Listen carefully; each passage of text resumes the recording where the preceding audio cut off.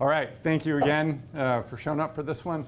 I'm going to take what Rich has talked about and use sort of a case study of work that I've been doing for a while now. I've worked with elephants for about 24 years and worked in Africa for about the last 15 or 20. And so I'm going to use sort of a case study of how to use a conservation behavior approach in dealing with the human-elephant conflict issue. So the points that I'll make as sort of a general outline, not just the case study, is that when you're dealing with a human-wildlife conflict type issue, you need to try to identify the conflict, understand the human concerns and the population of humans that you're dealing with. So in response to John's question, I'd say, yeah, we got to know human behavior. You need to know the legal, economic, cultural. You need to know all the constraints involved. You should know your species really well, because if you don't understand your species, it's hard to use the species behavior to problem solve. So you have to have a good ecological and behavioral understanding of your species. And then you have to put those two together and sort of decide, is a conservation behavior approach appropriate in this given situation? It may not be. There may be other levels of solutions that you don't really need to be involved in. Then if you're going to use that approach, you have to assess the solution set. So who needs to change? Sometimes it's really all humans. Sometimes it's humans and animals. Sometimes it's just animals. So you have to figure that one out. And then you're doing a service to some degree for both the animals and the people. So you have to figure out the time scale. How much is this going to cost? How long is it going to work? If it's going to work for one day, it might not be a very viable solution. If it's going to work for 100 years, they might love you, right? So you got to understand that time scale for the solution set. So human-wildlife conflict occurs around the world. We tend to think of it in terms of vertebrates, and we tend to really think about it in terms of birds and mammals. Poisonous snakes don't get a lot of work and things like that. Shark attacks don't get a lot of work in terms, we don't think about that too much. Insect pests we don't really consider at all, although they can be the biggest problem, in a lot of places. So we tend to think about it with our birds and mammals. In terms of elephants, human-elephant conflict, where elephants exist, is one of the biggest problems, both in physical size and in detriment that they do, and crop raiding is the most pervasive of those. So these are people who are poor subsistence farmers for the most part, and their livelihoods are dependent upon the food that they raise in their own backyard. In terms of looking at the animal involved, we're talking about, we'll deal with two species, there's probably really three, but we'll deal with the savanna elephant and the Asian elephant. They're both threatened or endangered. So legally, there's a bunch of constraints as to what you can do in terms of modifications of their behavior. We're dealing with populations, this is in Africa, you can find some of the same stats for Asia, that are typically fairly poor. They're doing better, they're growing economically, they're getting better resources, but they do not have a lot of leisure time or leisure money. So they don't have extra bucks to pull out of their bank account to put towards your solution set. You have to understand that from the start. So this is just showing over the decades and showing their income per head and their economics growth. So it's getting better, but if you look at the dollar value over there, that's not multiplied by like 10,000 or anything. That's actual dollars,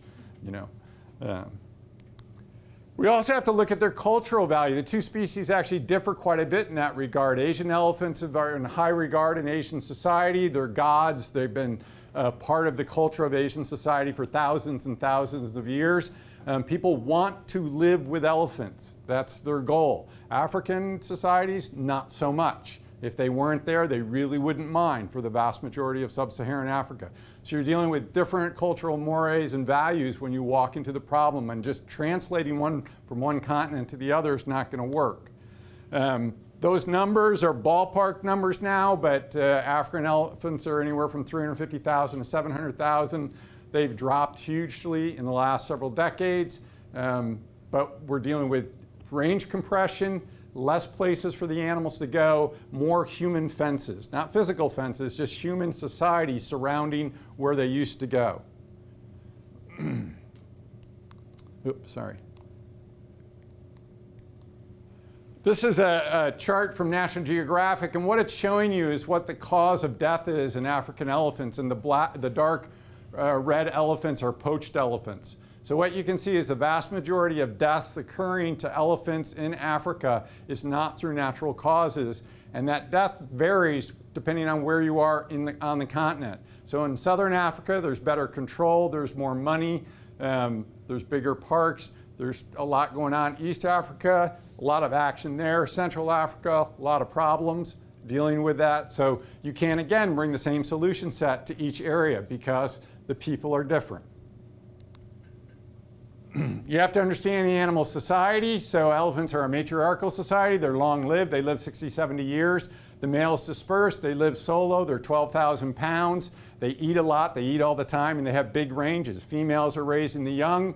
They care for the young. They stay with the young. They can't travel as far. They're going to be much more cautious. So you have animals with different attitudes walking into whether they're going to be a crop raider or not.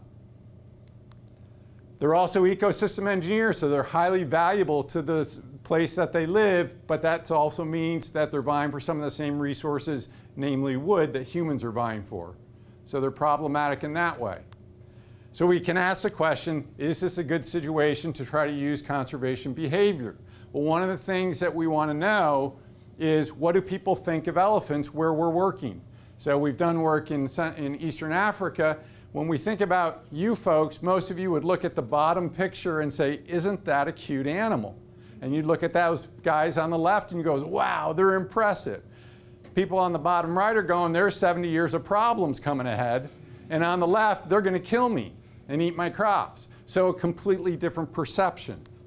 We did work in Tanzania in which we asked people, what causes damage to your crops? Invariably, they said elephants were the biggest cause of problems. Despite all these other animals, including their own livestock, that could wander into their crops pretty much any time because they're not well fenced. When we actually went out and measured what was causing damage to the crops, elephants were on the low end of the spectrum. They weren't actually a major player in their crops. When we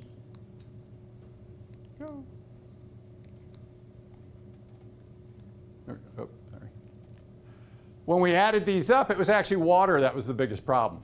Okay? And these are even people that had irrigation systems but would forget to turn the pipes and get the water running from Kilimanjaro and stuff. The place where they're right is that when you look at something that can cause the most damage in the shortest period of time, it's elephants. Elephants are the plane crash. They're not the car accident. If you think about, if I said, would you rather be in a car accident or a plane crash, you'd probably all say car accident, because you have at least think you're going to live through that.